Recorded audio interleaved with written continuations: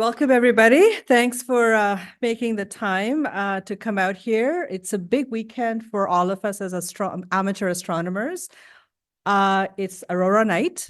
Right now, the prediction over Mississauga, I will give you some live. It's KP index 9 at a 72% chance of seeing northern lights from here. I had gone out about half hour ago because there was too much light. So I'm sure by the time the meeting is done, fingers crossed, maybe we'll see something. Use your cameras if you can't see through naked eye. And for those who are going up north tonight, make sure you send us some beautiful pictures. The other weekend, of course, it's Mother's Day. So for all the mothers out there, thank you for everything that you do for us. And, happy Mother's Day. With that, we have a packed agenda. We will be continuing on with our solar eclipse reports today. We have a very exciting lineup this evening. We are going to start with a very adventurous team that made its way all the way out to Quebec. That team is Jake, Fred, Brent, Rob, John, Ron, Robin, Michelle, Kitsa, Mateo, and Matt. So with that, I'm going to welcome. Failure is not an option. I'm so excited to share with you the adventures of our eclipse chasing expedition. The planning for this began last September when we had our very first Zoom meeting. And then following that meeting, we had monthly meetings, and then we had weekly meetings, and then we had daily meetings, and then twice daily meetings. And on our departure day, which was Friday, April 5th, when my alarm went off at 6 a.m., my husband said, "Do you realize that this is the most overplanned trip in history?" And maybe it was, but as a result of all of that overplanning, everything went perfectly. Not only did we experience 3.5 minutes of totality in perfect conditions, but we had such a great time doing it together. And I'm so grateful to have had this profound experience with such a wonderful group of like-minded people. I loved getting to know you all. I loved learning your backstories. I loved planning with you, and I especially loved over-planning with you. So I can't thank you all enough for making this adventure possible and for the awesome memories that we've all made. Before I turn things over to my other teammates, we're first going to show you a highlight reel, which will give you a taste of totality as we experienced it.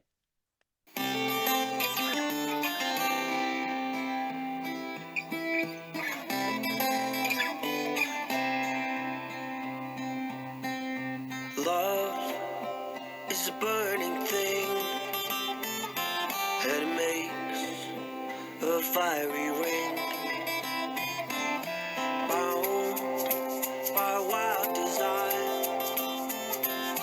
I fell into a ring of fire. I fell into a burning ring of fire. I went down, down, down, and the flames went higher, and it burns, burns, burns. The ring of fire, the ring of fire.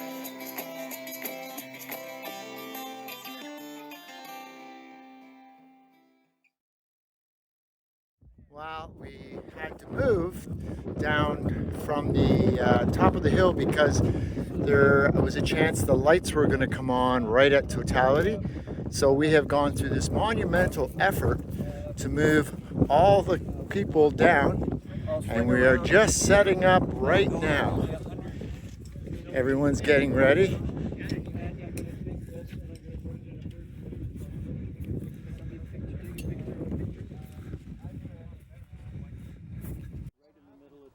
I know, I turned off my phone. Everybody was harassing me. How's it going? How's it going? Ooh, look at the sky. I can't even get my phone to focus. Now you know why the animals go crazy. Stop. It's really creepy. Wow. I'm just scared. It's like a deep Feel the cold? Michelle. Yeah. It's hard not to. Horror movie here. I get you. Temperature difference Oh, stuff. you can see a planet. Something's Yeah. See it? Now it's really getting dark. Which one is that? Start coming on any second. You see the planet? Wow. Down to the right. On a. Oh, Okay, very I see it very soon. Oh yeah! Wow. Can you guys see the planet? Right Take over your there. glasses off and look under the sun on the right, bottom right. Fantastic. Which one is it? Mercury? Oh my God. Jupiter. Jupiter! No, it's not. It's Venus. Oh, Yeah. oh my God! Mercury on, Oh my God! Jupiter's Top up, this. up and to the left. Getting dark. Try not to hurt your eyes. Can we look? Not yet. There's a whole bunch. It's Jupiter. Shadow bands? Where? Yeah, they're waving. I can see them. You can see them. I can see them. Move back, please. Move back. Oh, wow. Oh, there! Oh, they go up and down, Mateo. That's right. Oh, I thought they were. And the sun is almost there. Oh. Oh my God. Look at the table. There's shadows. That's what we've been looking for. Fantastic. Hurry, hurry, hurry. It's almost gone. Oh, look, now we can look at the sun. Almost. Oh, diamond ring. Almost ready.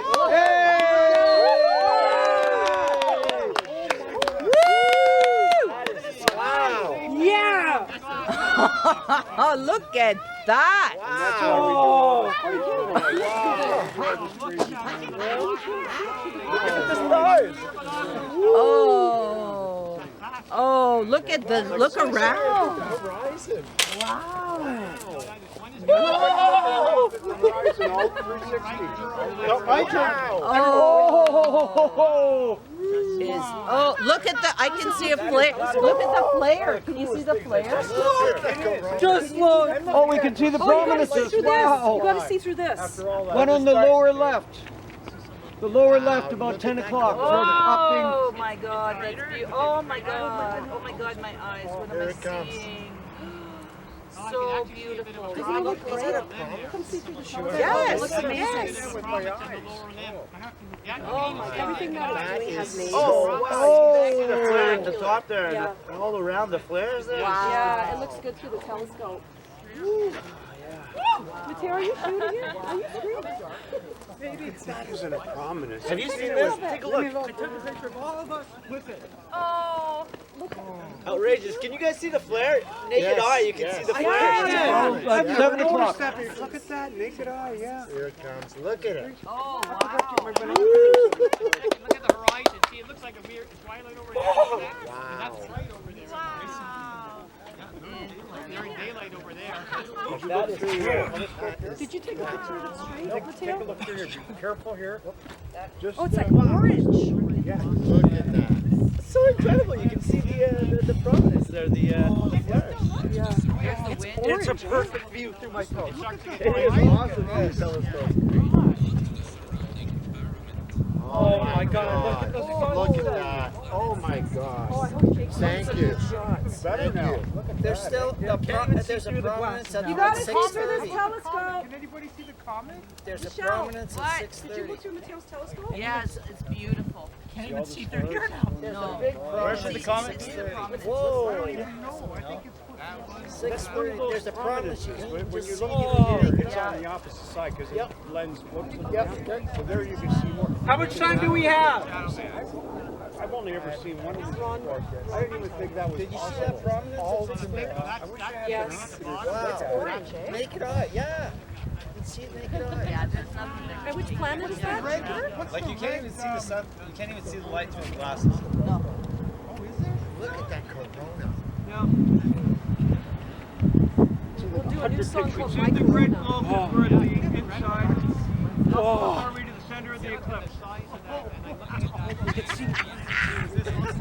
My hands are shaking. 30 seconds left. 30 seconds. That's all. We had a totality of like 3 minutes, I think. Yeah, 3.5. This is just absolutely That prominence. There we go. It's Oh. diamond ring. Ouch! Filters back on, everyone. Okay, filters back on. Diamond ring. Oh shit! Should start getting warmer. Oh my God! Shadow bands again. Shadow bands again? Yeah, well, they're beginning and the end. Well, I'm glad I saw it. I thought they were gonna be vertical. getting bright. Did you see the show? Oh yeah, they're there. Yeah, you can see it. Look at the sky behind you. We said, Jesse. Shadow's going away. Look at it. Yeah. Look at the shadow. I know, that was just absolutely incredible. And it burns, burns, burns. The ring of fire. The ring of fire. The ring of fire. Our planning process started in January with the intention of going south to Texas. And as this little animation actually will show you, that we left nothing to chance. As the title says, failure is not an option. So we had different plans, A to E. Now, our serious weather watching only started about a week before our departure. And then we quickly kind of transitioned to heading east instead of south. And we ended up thinking about going to Quebec or New Brunswick. And finally, what happened is the day we departed, we left for Drummondville. Next slide, please. So Saturday morning, we scouted out 2 possible locations. Now, during this little adventure, we almost drove each other off the road. There was some confusion with the lead car's navigators because all of a sudden, one of them pulled a fast U-turn on a 2-lane highway. So it was rather exciting. Next slide, please. Now, Ron was the contact for Montreal RASC.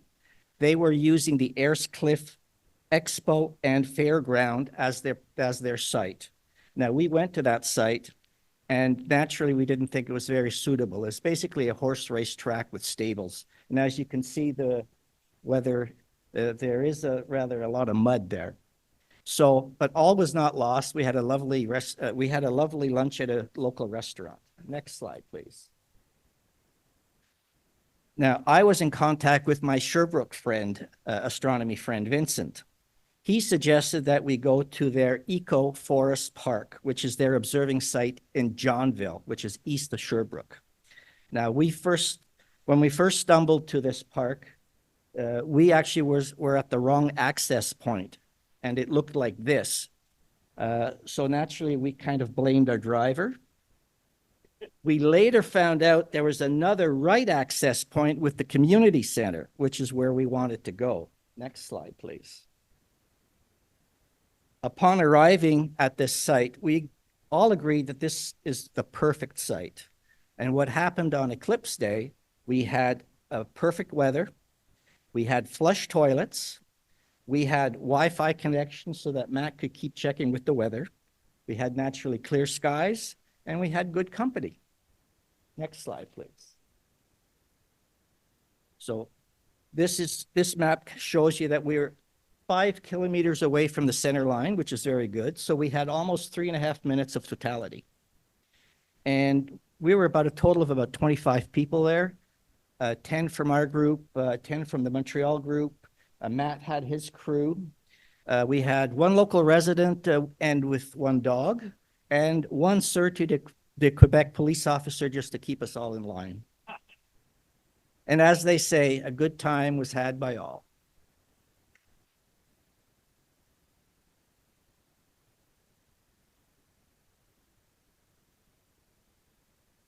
Alrighty, so failure is not an option, did succeed because I'm still here and I'm alive. Because if we did not succeed, those 10 would have me taken care of.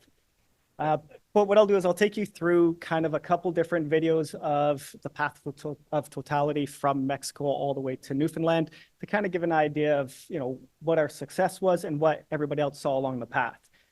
Basically, in through Mexico, we know that from a climatological perspective, it was supposed to be perfect, clear skies, etc. Same with Texas. But what we can tell is in through Texas and Mexico, we did have some high cloud. Some areas got completely clouded out. And even the prime spots in Mexico did have that one band of high cloud right over top. So if you flew all the way to Mexico, you didn't get those pristine skies. So next one. Next is some of those other options that we had, which was going down to Missouri, Arkansas, Indiana. And a lot of those areas did have some clear skies, but there was also some high cloud. and even some areas did get clouded out completely. So that's why we started to transition towards the east to make sure that we had a little bit more optimism in that forecast. And the next one is going to show us kind of what we saw over top of southern Ontario. I'm not going to mention anything about Niagara, but if you're in southwestern Ontario, you could see a little bit of that high cloud coming in through Windsor and St. Thomas. But if you're in Simcoe, Tillsonburg, those areas, you actually had some pretty good skies there. And so that was kind of that chance that we weren't willing to take, because the name, of course, was failure is not an option. In through eastern Ontario and southern Quebec, the next one, we could see that high cloud was coming in. This forecast in this week leading up to it, and even the day of, took 3 years off my life, just because of that high cloud right there coming towards that yellow red dot there. And that's where we were. So 5 minutes after totality, we actually had after last contact, so the end of the eclipse, 5 minutes later, we had some high cloud coming in. And the next one actually shows where the best spot was to see the eclipse along the entire path of totality. Basically from Sherbrooke through Johnville, Lac-Mégantic, Maine, and over into New Brunswick, and even a little bit of Newfoundland saw a little bit of cloudy skies, but they still did see it in the southwestern options. So needless to say, successful.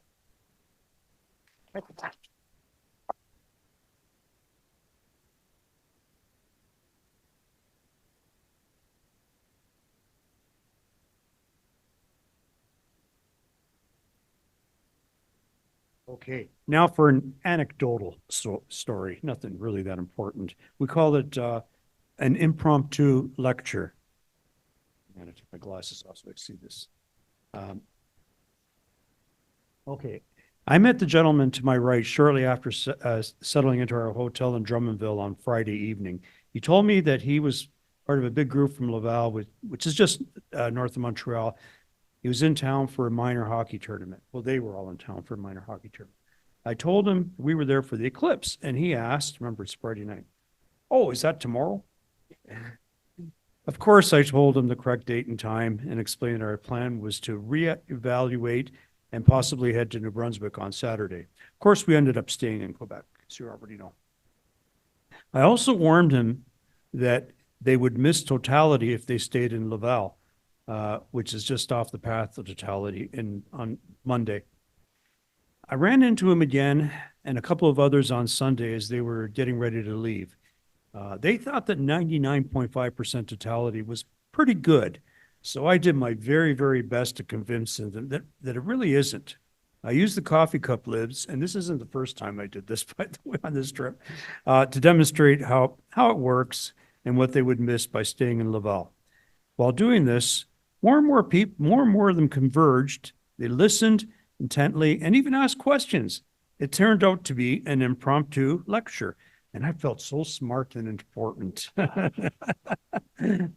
I tried my best to convince them to make the effort to get into the path of totality, but who knows if it worked.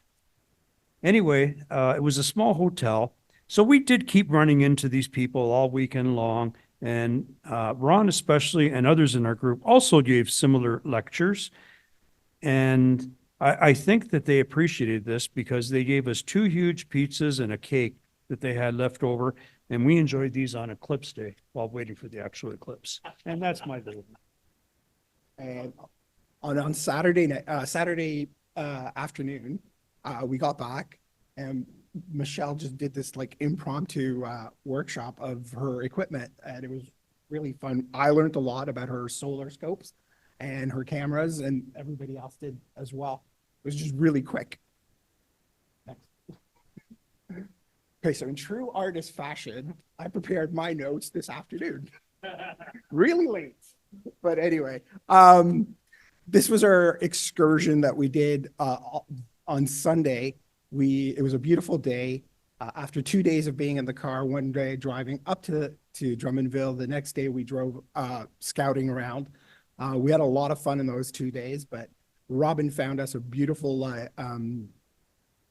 park to do some really nice trails, and we went there. It was about 10 minutes away. 7 of us went. Next slide.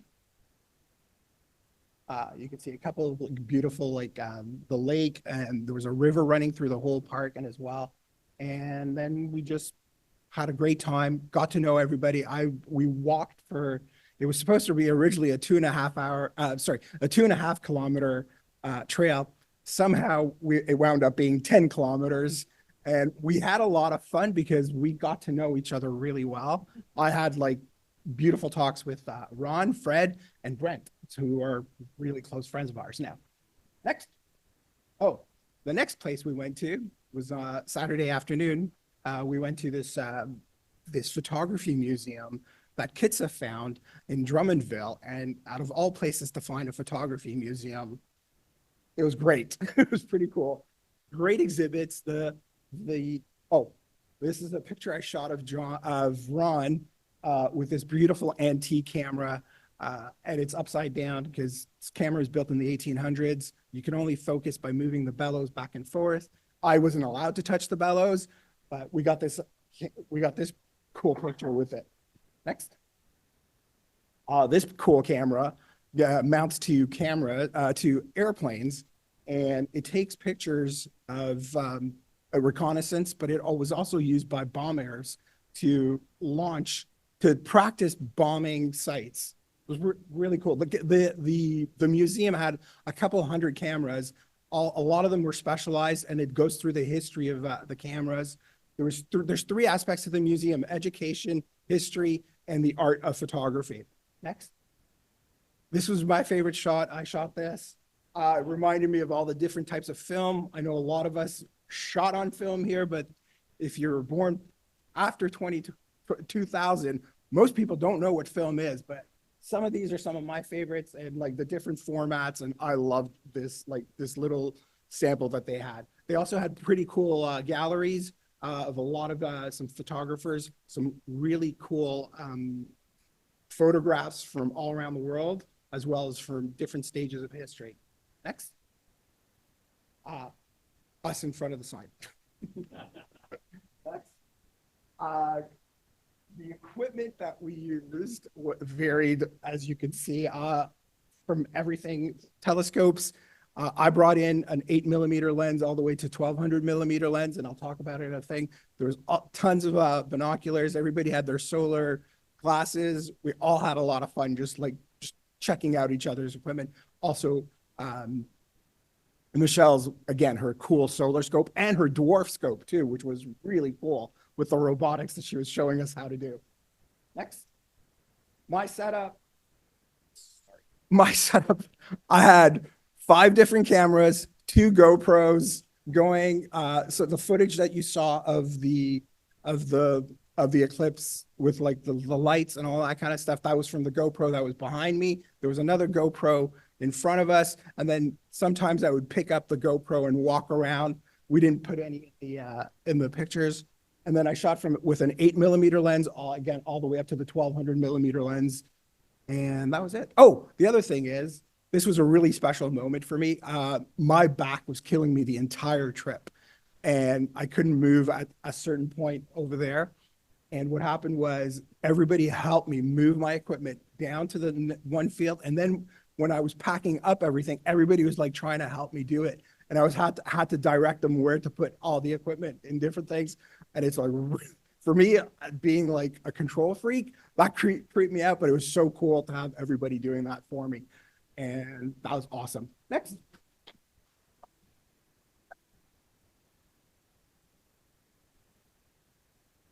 All right. So I'm by no means an astrophotographer. The only camera I brought up was my cell phone. And all I did was I used an app called Solar Snap, which I only found out about maybe 2 or 3 days before the whole trip began. So I had to learn how to use this thing while the eclipse was going on at the same time. But it was actually a pretty good program because it wasn't too complicated. Now, before I get into the program, what I had done is I had made my own solar filters for my binoculars. And what you see in this picture is me actually aligning you can't look at the sun with the binoculars, you're going to burn your eyeballs out. So it's hard to find the sun. So what I actually did is I took one cap off. Hello. So I took one cap off, and what I would do is the sun would shine through the objective end of the telescope and make a illuminated circle on the ground. So all I had to do was just line up the binoculars so that it was actually showed a shadow, which is the of my ocular eyepiece in the center of the circle, and next you know, put the cap back on, sun's right there. So that worked out really well. And basically I used my cell phone holder on the other eyepiece and just put my phone in. So the beauty of the app was that, thank you, it automatically will take pictures for you. So before totality, there's one setting that allows you to take one picture, say, every 45 seconds to a minute. And that's how I was able to get that. Robin was able to produce that. If you remember in our video, there was a series of pictures of the eclipse as it was happening. That's how it was done. It was like automatically would take a picture of as the moon would move in front of the sun. And that worked out really well. And then there's a second setting for the totality where the program actually starts speeding up. So you have time to take off the caps. During totality, you switch to totality mode, and the app would actually take pictures every 10 seconds. So I was able to get some decent pictures with the cell phone. And I actually remember anybody who's experienced telling me, don't waste time taking pictures. Enjoy the eclipse. And the only thing I really had to do was just make sure that the binoculars was facing the sun, and everything worked out really well. The only thing I did not plan for was the battery running out on my phone. I got all of totality, perhaps one more picture similar to this, and then dead. And all I can remember is that I had a portable battery sitting on my desk at home. Okay, thank you very much. So onto my setup. So as you can see here, it's very simple. Just a 10-inch Dobsonian, a solar filter, and a 24mm eyepiece. So to begin, similar to what Rob was saying, was that a lot of people did not want me to have any of this for the eclipse. And I fought back, and as you can see here, it paid off because I got pretty good images. So, yeah, as you can see here, I got the main problem was getting it into focus, but I think I did a pretty good job. So, yeah, I remember just the anticipation and the fear and worrying about this not happening. But I had to keep a cool head. I had to think, okay, it's simple. You just put your phone up to the eyepiece and you shoot. And that's exactly what I did.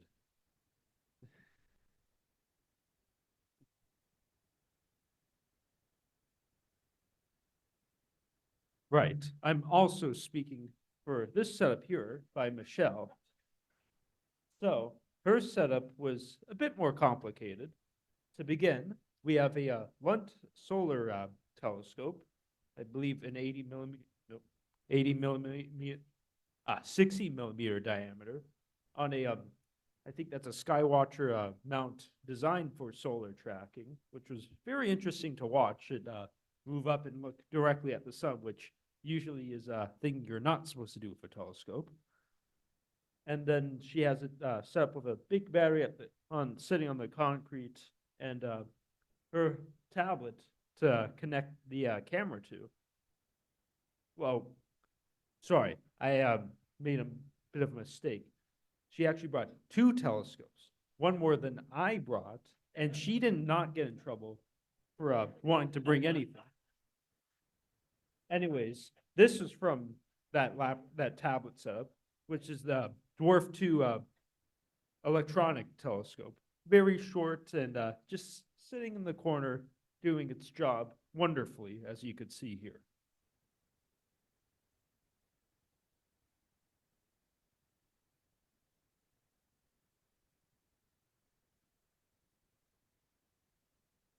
Sorry, reflections of the eclipse to me. Now, I've seen many partial eclipses in my life, but this is the first big one that I've ever seen total eclipse.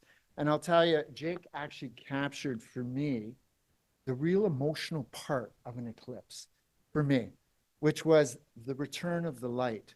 I know it was great seeing before this happened, but when that diamond ring came back for the second time, it was absolutely incredible because it was like a 1,000,000-watt spotlight that just illuminated everything. It illuminated everyone's faces.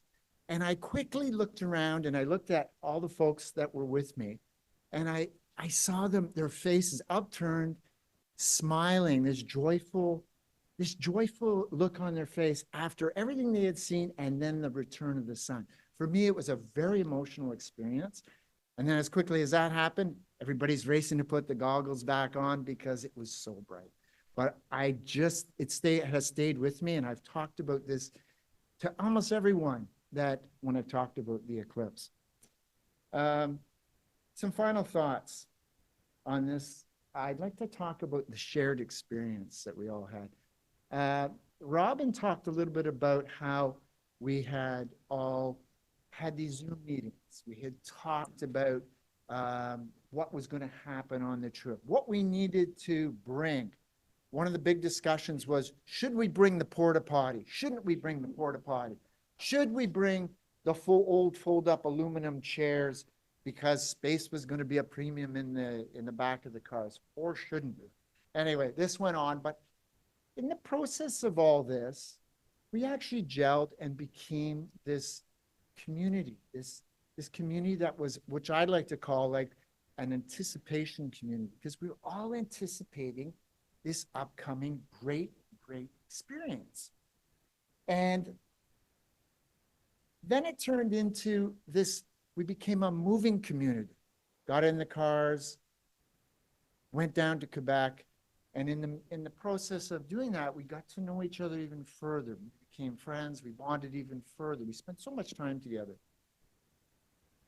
Not just that, this moving community, we brought in other people on the way into that community.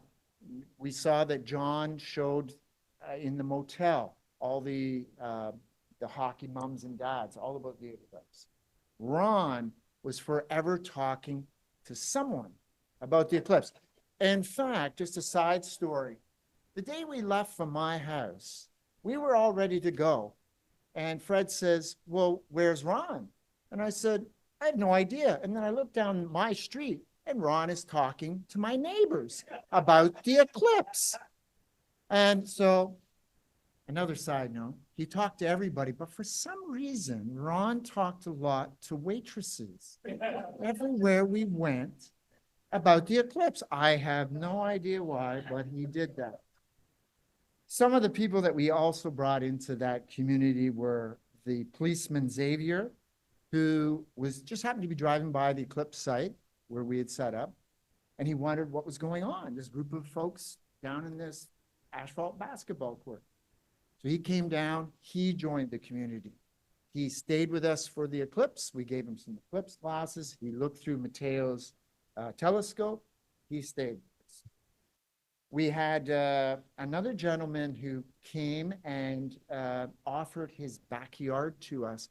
When we first thought that the lights would come on at totality and ruin the whole experience, he said, why don't you come to our backyard? Anyway, we found out later, once moving down, it wouldn't have been an issue, but just some of the things that people who came into our community. We had two hikers, or a hiker rather, a hiker that we got that talked to us, and he arranged for the community center to open its washrooms for us and also have Wi-Fi. So there was no reason to use the porta potty, which was great because we had this set up. Anyway, this was my experience of the eclipse and the shared experience. And the thing that really typified it was a quote from a book that I know, and Gina Greenway. When we establish human connections within the context of a shared experience, we create community wherever we go. And so we started out as a small community, and we brought other people into the fold. And that really typified it. So now, in going forward from here, in typical fashion, we will be starting Zoom meetings very briefly for the Iceland trip. So if you are interested, even though it's 2 years away, never too late to plan now. So I'll just repeat next time. And it's been a wonderful time, and I encourage when there's a next notice about let's get a group together to plan an eclipse to join the group. I would love to go to Greenland because it's on the east side of Greenland, but the biggest town is 345 people. And it's something like 100 kilometers to the path of totality at a time of year when the ice would be breaking up. So probably we couldn't travel by skidoo or boat. But there are lots of adventures to come. And if there's a notice about let's plan another eclipse, join us. All right, I want to say a few words about the last presentation. That was unbelievable, you guys. What a great example of a team getting together and putting together and meeting every 5 hours or 5 minutes. And, you know, NASA didn't go to half the length to get to the moon. No, that's yeah, in many ways, you know, these eclipses do bring people together. And I think, you know, one thing we saw on April 8th is that right across the country, a lot of people got, you know, their eyes were open to an amazing event. And so many people I heard about that just, you know, were fascinated, but also they felt it was a thing where everyone was sort of focused on the same thing, and it was a good thing, and it was a cool thing. And so I think that's really why we're here, and you got that presentation brought it all out. So thanks very much. That was awesome. But I'm not going snowmobiling with Ron in Greenland. Okay, so Betty and I, Betty was seeing her 7th total eclipse. I was seeing my 11th. We visited some friends in Brighton, Ontario. Had an amazing spot right on the lake. We had seen the eclipse with them in 2017. So that's where we were. And, you know, well, we'll talk about the sky conditions in a minute. I wanted to mention that today is actually an important anniversary, because 30 years ago today, Toronto, Mississauga had a central eclipse. In other words, we didn't have to go anywhere. It was an annular eclipse, and the path is, I was sort of comparing the two paths. The paths are very similar, but they're not in the same serocycle. So if you want to do a little bit of research as to why this path and the 2008, 2024 paths were similar, it's kind of neat. But this one was part of a different serocycle, and this one was annular. So the moon was a little bit farther away, didn't get a total eclipse. But as you can see, Toronto and most of Mississauga were in fact in the path. So what were we doing that day? Well, that day I was actually hosting a live cable TV show out in front of the McLaughlin Planetarium. And one of my guests was this gentleman who, Betty and I, you know, remember him very fondly. He was an amazing gentleman, smart as a whip, but just the nicest man I think we'd met. And that was Dr. Don McCrae. And he was the director of the Dunlap Observatory for many years. And in the early 1960s, the National Film Board created a movie called Universe. Who here has seen that? Not many. You look it up. It's online. It's an early black and white movie about the universe, and it starts here and it goes out it was basically everything that we knew about the universe back then. And it was focused on the Dunlap Observatory. And I put a couple images there from the film where Don McRae is in at the telescope. And at the end of the film, it's daylight and he comes out on that veranda out front and it's dawn and he puts his jacket on. He goes and gets in his 1957 whatchamacallit, and there are no trees and you can't recognize the place. But he was a guest. And he and his wife had seen the 1925 total solar eclipse in Toronto. At least they experienced it because it was cloudy. But he was a wonderful person. But this was a great day to share an eclipse like this. Here's a couple other pictures. Steve Spinney there, who was once a president of the Toronto Centre. That's the setup I had, a C8 with a video camera. And our feed was actually going right out to Cable 10, but also City TV picked it up and Much Music and all that kind of stuff. And that's Tom Clark there, the director of the planetarium at the time with a little projection telescope. And that's my picture. During the presentation, I actually took a few pictures. We were very close to the northern line, but you can see that we actually had annularity. All right, so where were we? We were in Brighton, Ontario, on the northern shore of the lake. And we had gotten to know Randy Bodum and his wife, Randy's with the Belleville Center, and he had been on the board of directors. And we accepted their invitation to see the eclipse from there. I was very interested from the very beginning to see this shadow come across the lake. And I thought that maybe the best place to have been would have been in the top of the CN Tower, seeing that shadow come across. So when we had an opportunity to be on the lake, I thought, well, let's do that. So this is Randy's, this is Randy's house right on the lake. And this is where we set up to watch the eclipse. So we had a nice view overlooking the lake and set up our equipment. And it wasn't long before we realized that this was going to be a cloudy eclipse. But there are some, I've seen one other overcast eclipse, and I remember it for many things. And one thing I remember it for is just seeing the shadow race across the clouds. And that's something I don't think you can see in a clear sky eclipse. And so what we did, now, and here's just to remind, Matt had some really nice pictures of the clouds over Lake Ontario. So thank you very much, Matt. So we all remember that that was not the greatest place to be. So this is a picture just before totality of the approaching shadow. And the one eclipse I remember vividly in a clear sky, but seeing the approaching shadow, was in the Philippines in 1988. And it was like the darkest thunderstorm you'd ever seen in your life, just racing towards you. And so I was looking for this, and that did come, and it was quite evident.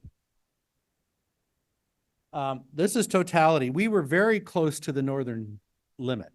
And what was interesting is during totality, I turned around and looked at the house and saw the brightness. And of course, that was from outside of the shadow. So that was quite a vivid thing to see. This is totality. You'll see in the video, the sunset colors around the horizon were vivid. They were very, very evident and very, very red. And this is looking towards the southeast.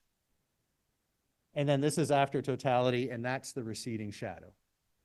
And it was very, very evident to see that. All right, so I think this is...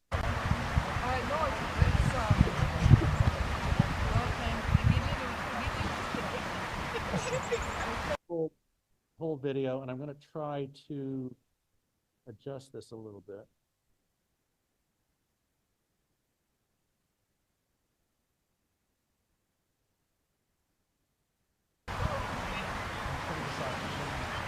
One minute. Here it comes.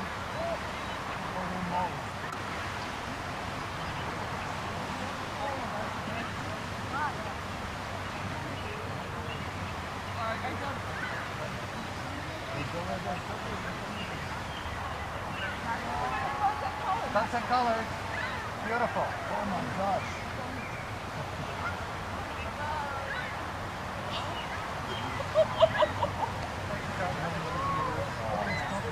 Yeehaw! Watch the clouds here. See if you can see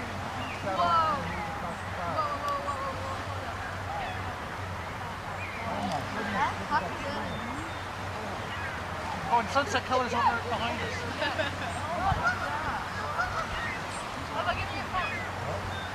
And look at, we're so far ahead.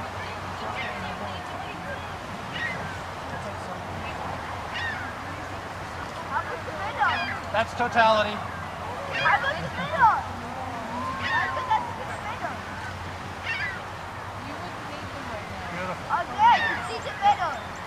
Just take a quick look to the north, outside the shadow.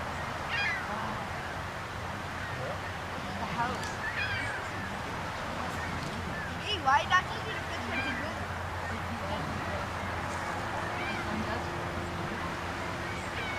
Is this the full dark?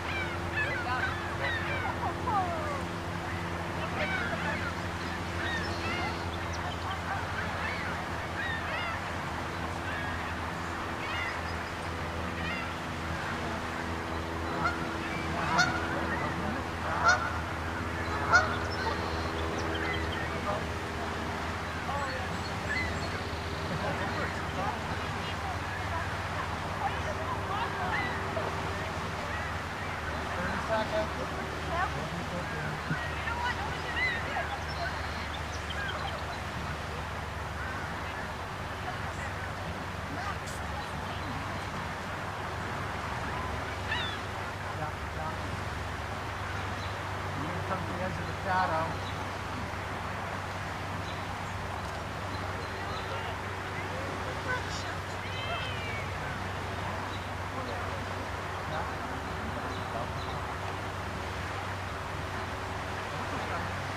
No, got it.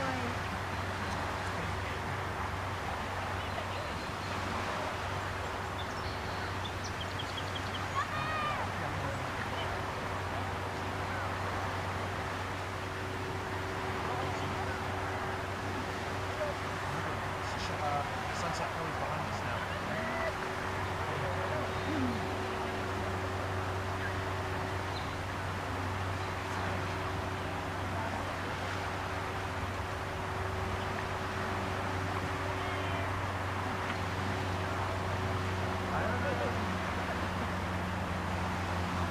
Yeah, look at how quickly it's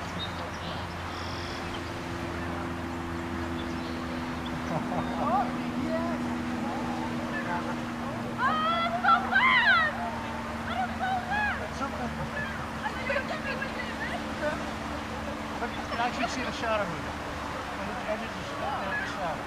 Oh my God. Yeah, look at so if we get a feel of the circular.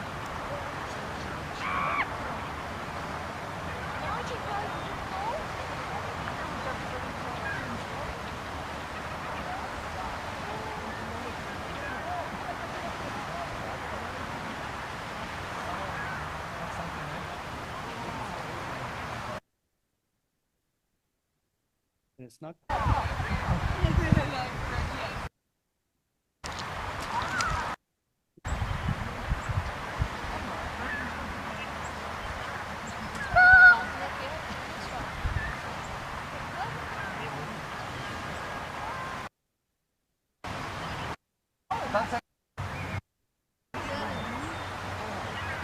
Oh, and sunset colors over behind us.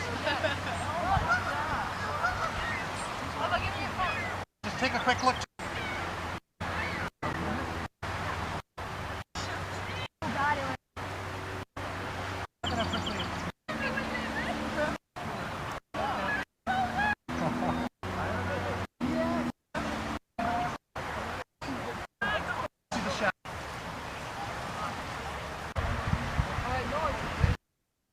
All right, thank you.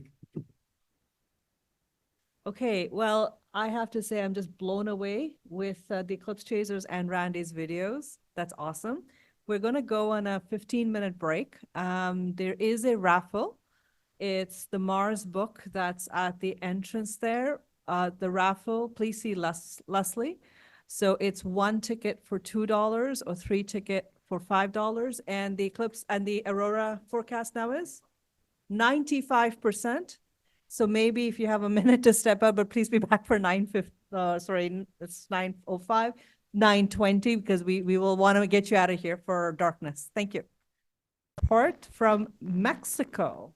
So this is my report about my Mexican eclipse. It really should have been our Mexican eclipse because Sheila had booked it with me, but unfortunately at the last minute she couldn't go. So I went anyway. And so you're getting only my version of what this eclipse was like. So I was a little nervous about doing this because I've been on 6 solar eclipses before and they've all been land eclipses and I kind of know what to do and I have a routine and I follow the routine and it usually works. But here on the ship, number one, the ship was going to stop, but it still waves and the ship moves. And so was that going to affect my photography? Because like many others, I take pictures. I don't look at eclipses. But anyway, I did want to look at this one for part of the time because it was 4 minutes, but it didn't quite work out. And I'll tell you why in a minute. The other thing was, is there going to be room on the ship? Because obviously people are all going to want to be on the side of the ship that's facing the sun. And is there going to be room for us all to be there, right? So it turned out, number one, that there was plenty of room for us all to be there. And the rocking of the ship did not really interfere at all. But I still was not successful, and that's because I made a bad decision along the way, which I'll explain in a minute. So why Mexico? Well, number one, when you book a trip, and we go on tours, this was Ring of Fire expeditions out of Texas that we've done in all our eclipses, you have to book 3 or 2 years ahead, right? And so when we looked at the weather forecast, this is what it looked like, and all that orange part there over Ontario and Quebec means that it's cloudy. And this nice blue area, you know, right down here, right around there, was nice and clear. And that's Mexico. And that's where the tour was going. The other reason was that Sheila and I were booked on a 2020 eclipse to Argentina, well, December of 2020. And you know what happened in 2020. So we had paid an awful lot of money down already, and that money could be transferred if we went to Mexico. So that was the other reason that we went there. So the ship that we went on was brand new. It had been in the water less than a year. It was small, holds 196 people, of which there were 183 on the tour. They were all eclipse tour. There were no other people on the ship. And the ship was beautiful, really, really beautiful. The staff couldn't be nicer. They bent over backwards. I mean, I had no complaints about the ship whatsoever. And the planned route was that this ship would take off from Acapulco and it would go north and we would stop several places along the Mexican mainland and then some of the islands, and we would end up in Baja California. Then we would come back down to hit the center line. That was the plan.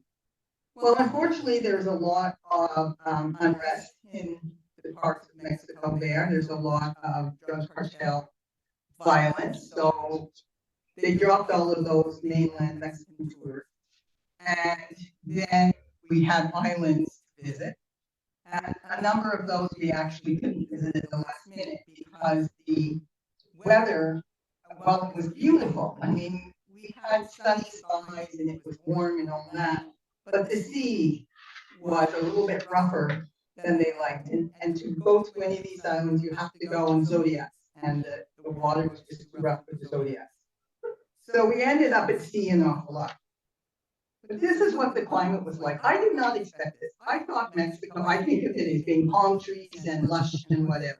This is desert, right? And you can see there's cacti of all kinds. There's hard sand, very little other vegetation, and beautiful beaches, mind you. But it is ideal weather for eclipses because you don't have the clouds and you don't have the rain and all that kind of stuff. A lot of the islands we were going to see, they get rain once every 3 to 5 years. So this is really, really dry. But while we were at sea, they brought in some people to give some talks. And one of them is a fellow called Michael Shara. I don't know if you've heard of him, but he is the curator of astrophysics at the American Museum of Natural History and an adjunct professor of astronomy at Columbia University. And he's done a lot of research and stuff. And one of the talks that he gave really intrigued me because it was, are there ETs out there in the neighborhood of our galaxy? And his contention is that no, there are not. And the reason is that he figured that if there was another civilization that was as technologically advanced as we were, they would want to get out and explore. And why wouldn't they come in and explore us? But there seems to be absolutely no evidence that they've ever been here. So either they do exist and they're not as technologically advanced, or they don't exist. And he is in kind of they don't exist. But I think he's made a lot of assumptions there because he's assuming that, number one, they would like to go and explore, and maybe they're quite happy just to be where they are, you know? So who knows? But anyway, it was an interesting talk. And there was another one that was given by Mikhail Perry, and that was about the Parker Solar Probe. And I don't know if you've heard about it, but it's a probe that is being sent to the sun, and it's going around the sun in the corona and trying to get data on the flows of whatever it is in the sun. And so that was an interesting talk as well, because I hadn't heard of it. So it's something that you can kind of keep your eyes peeled for new information. And then this was completely unplanned, right? On April the 6th, 2 days before the eclipse, there was a SpaceX Falcon 9 rocket that was launching 21 Starlink satellites from Vandenberg Air Force Base in Southern California. And the launch path was right across Baja California. I did not see this personally. I wish I had. But I thought dinner was more important at that point. I was wrong. But these are some of the pictures of the people that went out and saw it. And they said it was just fantastic. Just fantastic. Completely unplanned for, but space related. So the day before the eclipse, we actually had a dry run. So we were not anywhere near the center line at that point, but they actually stopped the ship and they faced it in the direction that it would be for the eclipse day.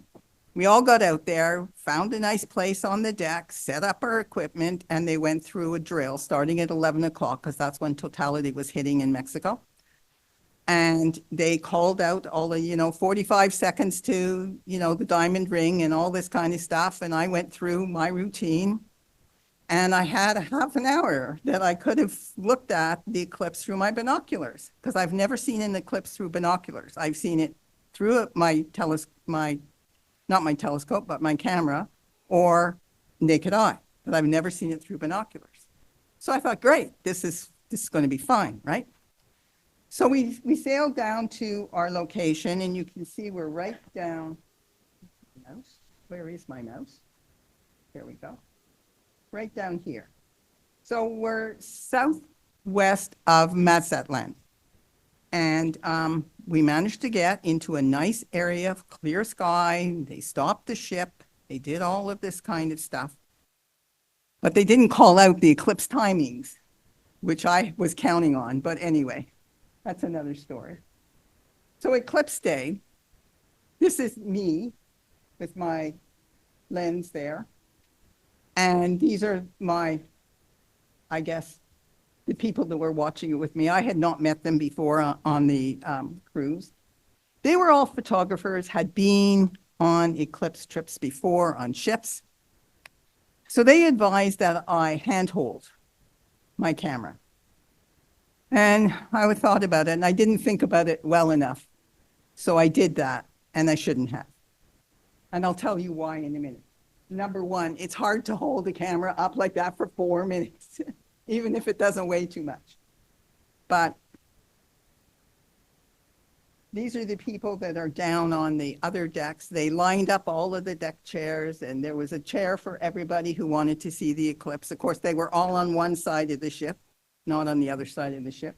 But there was still room. There was plenty of room, so there was no problem with that. And because the sun was so high, because you're looking up like that, you didn't have to worry if someone was sitting in front of you. You didn't see their head or anything. So that worked well.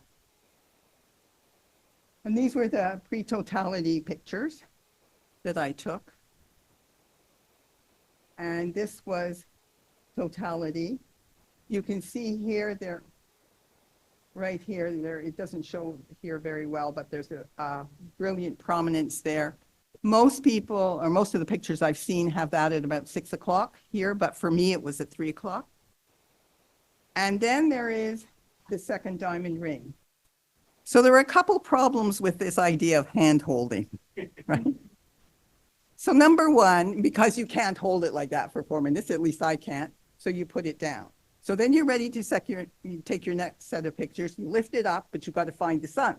All right, doesn't take long, 10 seconds, 15 seconds.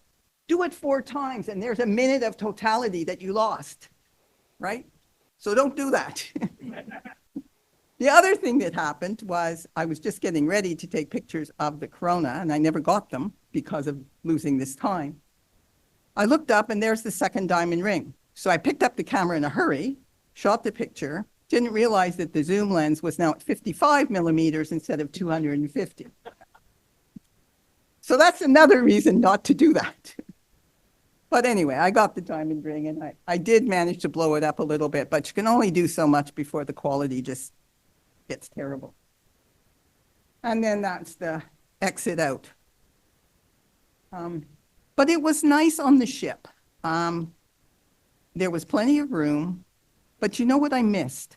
I missed everything that you told the group of you did. I missed that. Wow, look at that. Oh my God, watch those, watch this. There was none of that. It was silent. And it was really weird because, and I missed it, you know, I missed that excitement. But, you know, it was different. I don't know whether it was because the people I was with had seen so many that they're just blasé about it or what, but anyway. And then, of course, we had to celebrate. So we had champagne, right? Free champagne. They had made a cake, you know, with Oreo cookies. And then we had, you can't really see it there, but we had for our menu that night, we had Corona carrot ginger soup. We had Martian mixed greens. We had solar surf and turf, or perihelion pan-basted chicken breast, or solar eclipse swan chantilly for dessert. Or if you wanted ice cream, you had planetary pistachio, cosmic chocolate, or atmospheric apple cinnamon sorbet. So I thought that was a really nice end, you know?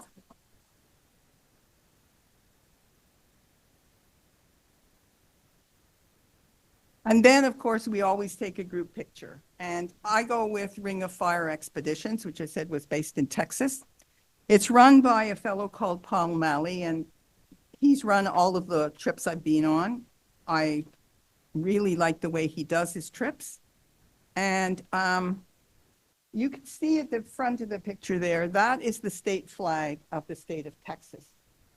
And Paul was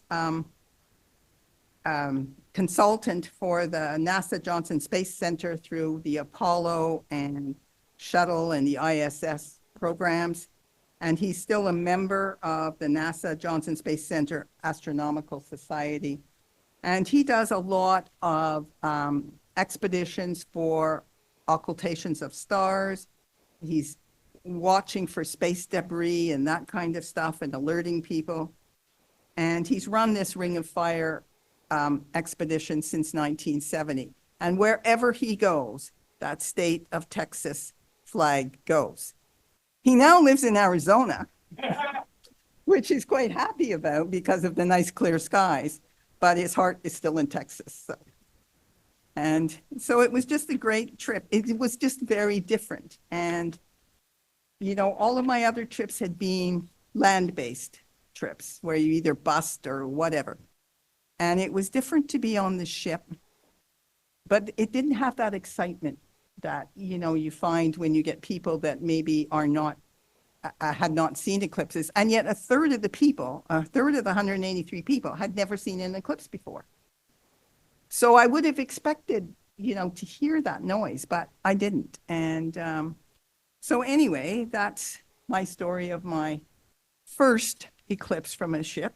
And unfortunately, I've already booked for another eclipse trip on a ship in 2027. So I'm not going to handhold. I am not. Anyway, that's my story. Amazing story from Leslie. And how about Wendy now? I have no pictures. My job for the last year was to get any non-astronomy family and friends psyched up for the event. That I did. I bought 30 pairs of glasses. I gave some to my family at Christmas. I sold many to everybody else, including people in my apartment who are in their 70s and 80s, and at church. I then donated the money to the church to celebrate God's handiwork in the heavens. I booked a weekend a year ago with a friend who lives in Niagara-on-the-Lake, on the lake. I promised to arrive on Saturday and to leave on Tuesday because Randy said, don't go on Monday. Some of you had clouds. I know, because I got your emails. We had 7 other people and we had confidence. Even Tom, who had taken the GO train that day from Toronto, standing up the entire 2 hours, arrived. I gave many lectures, not ever to be compared to a Chris Malecki lecture, on shadow bands, Bailey's beads, and the diamond ring effect. Nobody else in the group had ever seen an eclipse, and I don't think some of them understood what an eclipse was. And then, for those of you who don't know, Niagara-on-the-Lake was completely clouded out. And I don't mean a few clouds, complete thick overcast. I wasn't sure where the sun was. We finally went outside when it started getting darker, and then came totality. And totality was not dark, it was black. We actually lost sight of Brendan, who was in the middle of the lawn. And as some of you know, the temperature goes down. It was almost a religious experience for some of those people. And then, as Leslie, we celebrated with champagne and limoncello. Memories of 2019 in Chile. My son in Fort Erie was also clouded out. My son in Oakville watched the clouds and the eclipse with those glasses I gave him for 2 hours. Had a wonderful time. 3 of my grandchildren either saw 98% or Jeffrey saw totality in Hamilton. They thought it was awesome, Nana. I do what I can do. I had friends who'd been wintering in Spain. I told them they had to be in Mazatlan by the first week in April. They were. They said it was a bit cloudy, but they saw most of it, and Sandy thought there were 1 million people there. Mark, who was our professional lecturer in 2019, came from San Francisco, brought his extended family from the East Coast to Texas, and ended up spending $150 a night, which he couldn't understand because people were charging $2,000. Apparently, the people whose place he rented didn't understand what was going on. The weather looked bad when they woke up, so they headed north, stopped and got most of the eclipse. And at the end, his brother was so impressed, he proposed to his girlfriend and she said yes.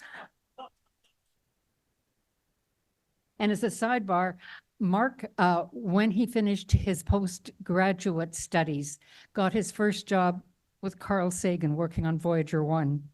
He said it was a nice way to begin his career. I thought, really? My roommate for 2019, Eclipse, flew from California to Waco, Texas, and she saw it. And in Oakville, people saw enough that they were thrilled, even from my apartment building. My next door neighbor is 86. I drag her onto the balcony to see a good sunset, to see the space station, and with Leslie and Sheila, we chased comets a couple of years ago. Susan was absolutely beyond moved.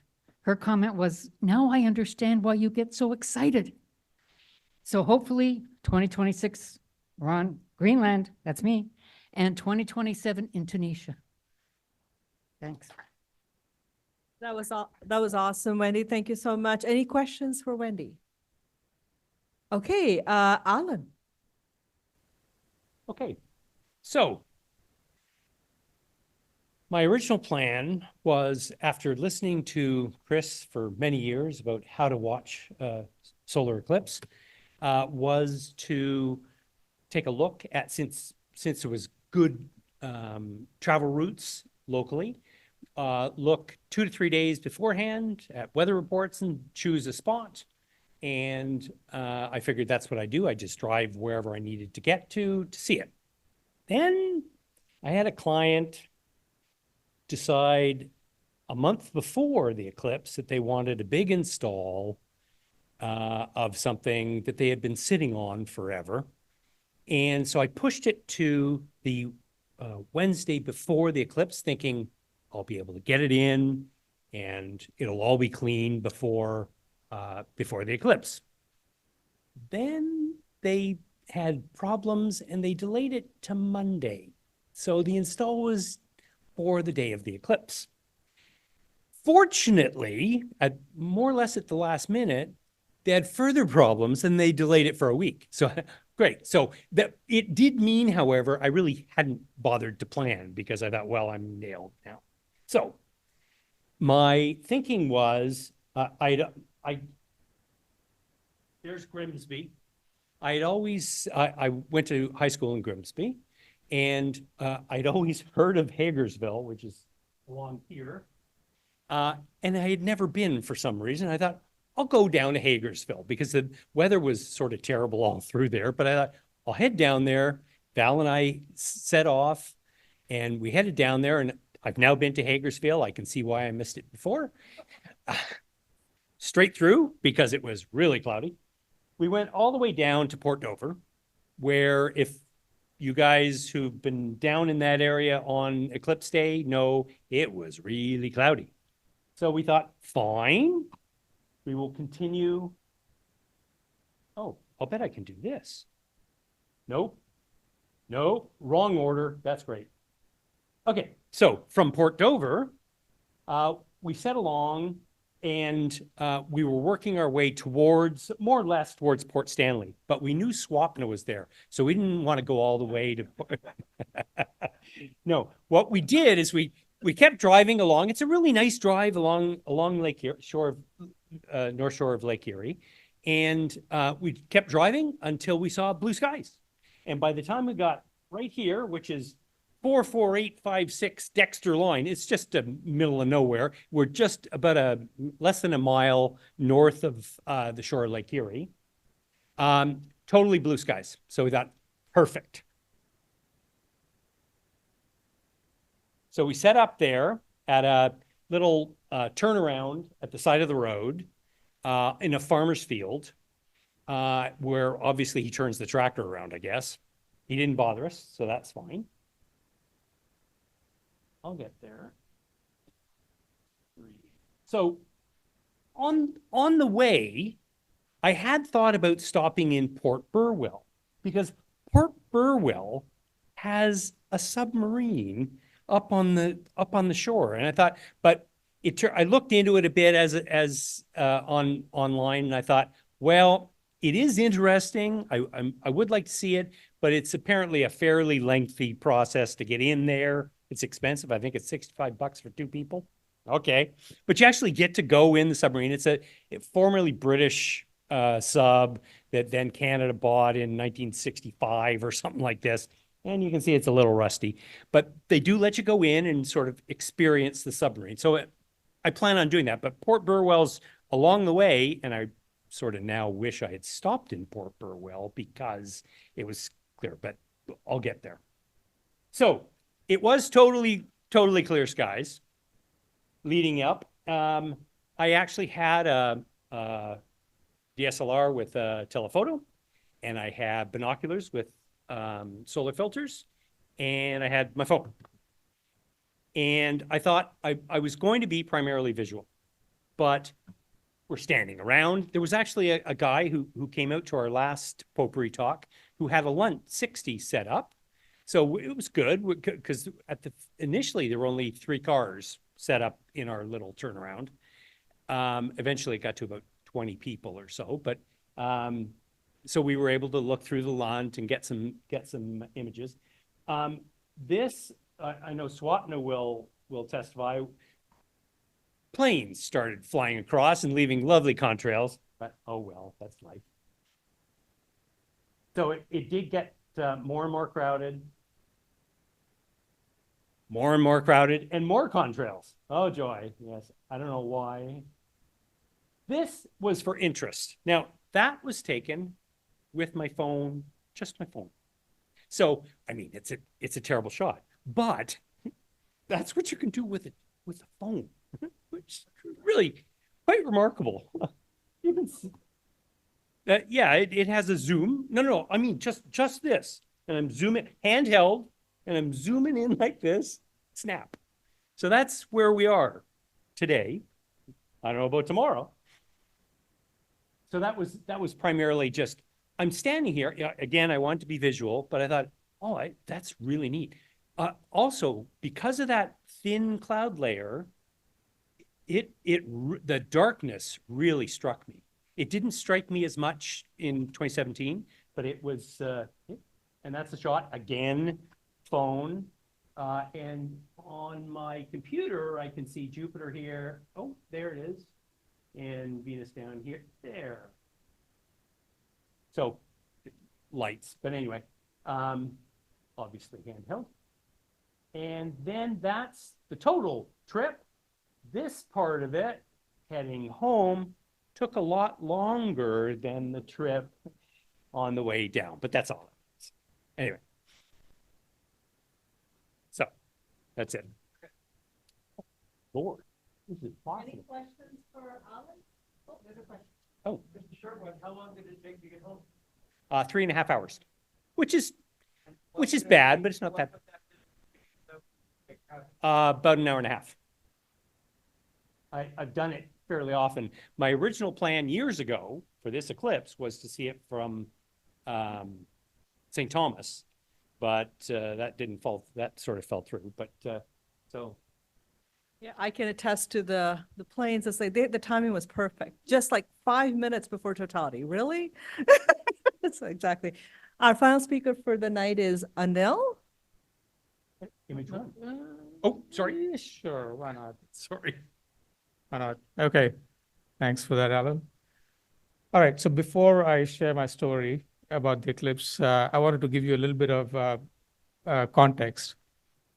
You see, if I'm being completely honest with myself, I probably have more enthusiasm and interest in astronomy than any real skills or expertise.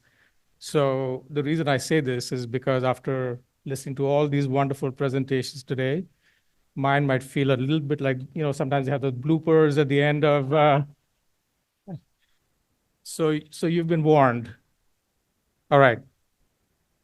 So as we all know that in the months leading before the eclipse, there was a lot of media and social media buzz around it. And so my wife, who's not really into astronomy, was one day asking, what do you think? And I'm thinking, okay, this is a great opportunity.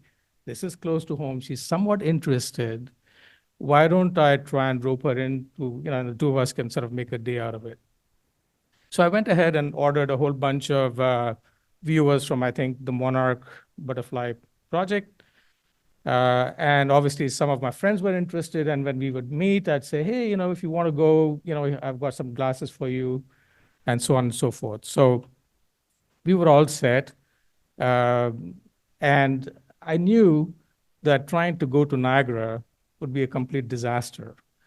So, so a couple of weeks before the eclipse, I decided to go on a little scouting expedition and wanted to go off the beaten path somewhere. So sort of drove around Stony Creek.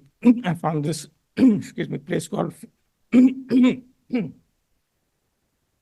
this place called Felker's Falls, for example, that it seemed like a nice little spot, a little off the beaten path.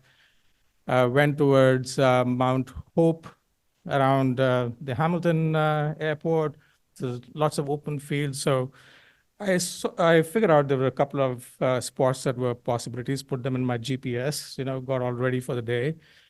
And then, of course, needed a plan B, which didn't involve going to Quebec or anything like that. And so I was watching the email traffic and, Swapna, I think you said Port Stanley. So unlike Alan, I was braver. I said, okay, Port Stanley is not such a bad idea. It's only a 3-hour drive. And so that was our plan B. So then morning of April the 8th, my wife Rena and I, we packed a picnic hamper, a flask, and decided to head out towards Stony Creek. Of course, it was overcast. So on the way there, we are thinking, hey, we should try and go to Port Stanley. Since we're out, we might as well. And so we did. I think we lucked out because it was busy there, but not terribly busy. And so it was a bit of crawl getting into the town. Luckily, we found a small parking spot, so squeezed into it. It was right next to a school. There was a big open field behind it. And so we said, perfect. So that's where we parked. And we walked into the field. It wasn't too busy. There were a lot of people who were just out there for fun. There was probably one person who knew what they were doing here. They had, this camera set up on a tripod, looked very serious, had everything set up, but everybody else there was really, lawn chairs and having a great time. Somebody was playing Pink Floyd's Dark Side of the Moon. There was a certain sweetish odor in the air, so it wasn't exactly Woodstock, but you know what I mean. Anyway, so we got ourselves comfortable and then waited for the show.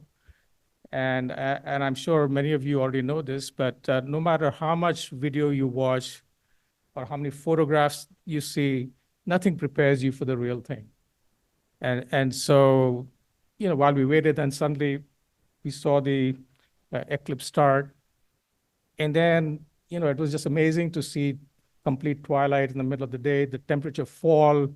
People were screaming with excitement, and so we were just sort of taking all of that in with all of our senses. And in the middle of all of that, I said, oh my God, I'd better take some pictures. So I pulled out my fancy schmancy cell phone. It's got AI on it. And I'm like, okay, let's try and do this. And what a fail that was. So that picture is supposed to be right in the middle of totality, but I can see the sun. I mean, you can see it. It's kind of reasonably dark, but anyway, it wasn't great. So I have no real photographic evidence to show you, but I really had a good time. Anyway, so when we were driving back, it was a long day. We were happy to get home. Sorry? Okay. I get home, and a friend of mine sent me a WhatsApp message, and he said, Anil, thank you so much for giving me that camera, the solar viewer. I happen to be in Hamilton. And look at the picture that I took. And so I don't know if I can get there. That's the picture he took. Just driving around in Hamilton. Anyway, that's my eclipse story. That was amazing. Amazing. Yeah, Port Stanley was, unlike Leslie's story, was festive. People were having beers and the cheering and the music was playing, and I heard the Pink Floyd as well. It was just so festive. They did a great job, that town.